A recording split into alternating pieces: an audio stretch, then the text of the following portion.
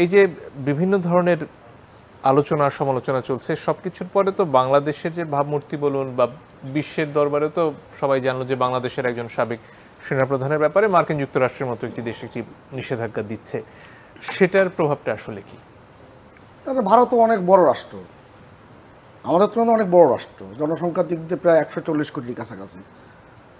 বর্তমান প্রধানমন্ত্রী তিনি তো গুজরাটের মুখ্যমন্ত্রী ছিলেন, তখন তো তাকে কালো তালিকাভুক্ত করা হয়েছিল। তা সেটাকে ভাবমূর্তি নিয়ে এটা নিয়ে আলোচনা হয়েছে ওখানে, ভারতের ভিতরে আলোচনা হয়েছে হয়নি। আমাদেরকে সব কিছু আলোচনা হয়, এটা একটা আমাদের খুব গুরুত্ব বহন করে। এবং আজিজ ভাই একটা কথা বলেছে, মানুষ কিছুটা হলেও বিশ্বাস করে। এই জন্য আজিজ ভাই অনেক সময় কিছু কথা একেবারে ব্লাঙ্ক ছেড়ে দেয়, দিয়ে দেয়, কিছুটা হলেও বিশ্বাস করতে পারে। এবং এই যে ধরে নেওয়া কথা আর ভেবে নেওয়া কথা, এটাও কিন্তু কোনো কোনো সময় অল্প সময়ের জন্য হলেও গুরুত্ব বহন করে। আমি এটাকে খুব গুরুত্বপূর্ণ বিষয় হিসেবে আমি মনে করছি না।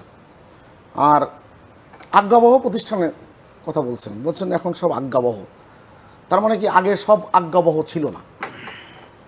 এটা আছে আলোচনার বিষয়বস্তু না, কিন্তু তার কথার প্রেক্ষিতে আমি বললাম কি ছিল না ছিল। এটা তো ধারাবাহিকভাবে বলতে গেলে তো আমি সারা রাত বলতে পারব। 2004 সালে 21 আগস্টের ঘটনার পর গোয়েন্দা সংস্থার প্রধানরা তৎকালীন প্রধানমন্ত্রী বেগম খালেদা জিয়াকে বলেছিলেন যে এইভাবে এই যারা আক্রমণ করেছে তাদেরকে দেশের বাইরে পাঠিয়ে দেওয়া ঠিক হচ্ছে না। সরাসরি তৎকালীন প্রধানমন্ত্রী বেগম খালেদা জিয়া বলেছিলেন, এটা তোমার জানার বিষয় না। তো এগুলো তো সব আছে, ইতিহাসে তো লেখা আছে।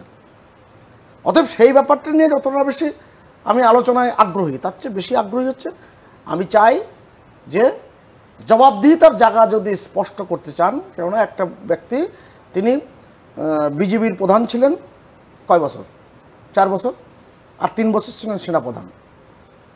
এবং এই 7 বছরের তার কর্মকাণ্ড জীবনের কোনো যদি ব্যত্যয় থাকে, সেই ব্যত্যয় নিয়ে কথা বলা উচিত। এবং যাদের এই যে আল জাজিরা টেলিভিশনের যে প্রতিবেদন, সেই প্রতিবেদনের যে ভাষা, এই ভাষার সাথে যখন মিলে যায়, ওই আজিজ ভাইয়ের মতন বলতে হয়, মানুষ কিছুটা হলেও বিশ্বাস করে।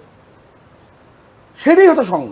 আর আরেকটা বিষয়, রবীন্দ্রনাথ ঠাকুরের একটা বিখ্যাত উক্তি আছে, লক্ষ্য যখন উপলক্ষকে ছাড়িয়ে যায়। কিন্তু ডোনাল্ড লু কি বাংলাদেশে এসে বলেননি যে র্যাবের কার্যক্রমের অনেক অগ্রগতি হয়েছে? কারণ 2004 সালে 26শে মার্চে এই সিআইএ সদর দপ্তরে র্যাব প্রতিষ্ঠিত হয়েছিল। কিন্তু জনাব আজিজ যে কথাটা বলছিলেন যে এই যে সাজা মওকুফের বিষয়গুলো, সেটা তো আর জেনারেল আজিজ একা একা করে ফেলতে পারবেন না। অভিযোগের ব্যাপারে যে বিষয়গুলো সামনে আনা হয়েছে, সেক্ষেত্রে স্বরাষ্ট্র মন্ত্রণালয় বলুন, প্রধানমন্ত্রী দপ্তর বলুন, সবারই এক ধরনের সংযোগ থাকে। তাহলে এই বিষয়গুলো নিয়ে ওবায়দুল কাদের যেভাবে কথা বলছেন বা পররাষ্ট্রমন্ত্রী যেভাবে কথা বলছেন যে এগুলো জেনারেল আজিজের ব্যক্তিগত ব্যাপার, সেটা কি ধোপে টেকে?